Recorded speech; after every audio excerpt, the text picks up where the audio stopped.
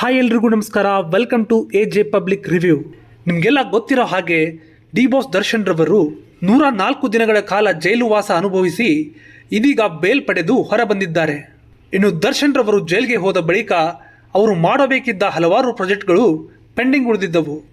ಆದರೆ ದರ್ಶನ್ ರವರಿಗೆ ಮಾತ್ರ ಜೈಲಿನಿಂದ ಹೊರಬಂದ ಬಳಿಕವೂ ಸಹ ಬೆನ್ನು ನೋವಿನ ಕಾಟ ತಪ್ಪಿರಲಿಲ್ಲ. ಹಾಗಾಗಿ ದರ್ಶನ್ ರವರು ಜೈಲಿನಿಂದ ಬಂದ ಬಳಿಕ ಕೆಲವು ದಿನಗಳ ಕಾಲ ಆಸ್ಪತ್ರೆಯಲ್ಲೇ ಇದ್ದರು. ಆಮೇಲೆ ಚಿಕಿತ್ಸೆ ಪಡೆದ ನಂತರ ಬೆನ್ನು ನೋವು ಸುಧಾರಿಸಿತು.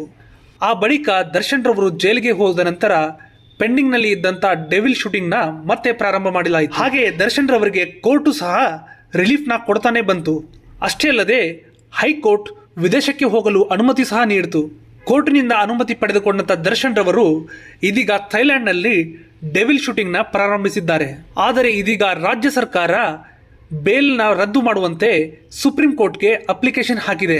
ಅಷ್ಟೇ ಅಲ್ಲದೆ ಅದರ ವಿಚಾರಣೆ ಇಂದು ನಡೆದಿದ್ದು ಸುಪ್ರೀಂ ಕೋರ್ಟ್ ದರ್ಶನ್ ರವರ ವಕೀಲರಿಗೆ ಈ ಬೇಲನ್ನು ನಾವು ಯಾಕೆ ರದ್ದು ಮಾಡಬಾರ್ದು ಅಂತ ಪ್ರಶ್ನೆ ಹಾಕಿದೆ.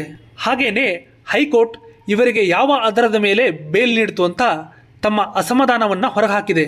ಅಷ್ಟೇ ಅಲ್ಲದೆ ನಾವು ಈ ವಿಚಾರದಲ್ಲಿ ಯಾಕೆ ಮಧ್ಯೆ ಬರಬಾರದು, ಹಾಗೆ ಇವರ ಬೇಲ್ಗಳನ್ನು ಯಾಕೆ ರದ್ದು ಮಾಡಬಾರದು ಅಂತ ದರ್ಶನ್ ಪರ ವಾದ ಮಾಡುವಂಥ ವಕೀಲರಿಗೆ ಕೇಳಿದ್ದಾರೆ.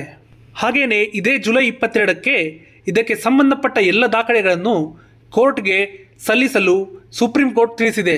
ಹಾಗೇನೆ ಅಂದೇ ಸುಪ್ರೀಂ ಕೋರ್ಟ್ ತೀರ್ಮಾನ ಸಹ ಕೊಡಲಿದೆ ಎಂದು ತಿಳಿಸಲಾಗಿದೆ. ಹೀಗಾಗಿ ದರ್ಶನ್ ರವರು ಹೊರ ಇರುತ್ತಾರಾ ಅಥವಾ ಜೈಲುವಾಸಕ್ಕೆ ಮತ್ತೆ ತೆರಳಬೇಕಾಗುತ್ತಾ ಅನ್ನೋದು ಜುಲೈ 22ರಂದು ತೀರ್ಮಾನವಾಗಲಿದೆ. ಸೊ ಇದರ ಬಗ್ಗೆ ನಿಮ್ಮ ಅನಿಸಿಕೆ ಏನು ಅಂತ ಕಮೆಂಟ್ ಮಾಡಿ ತಿಳಿಸಿ.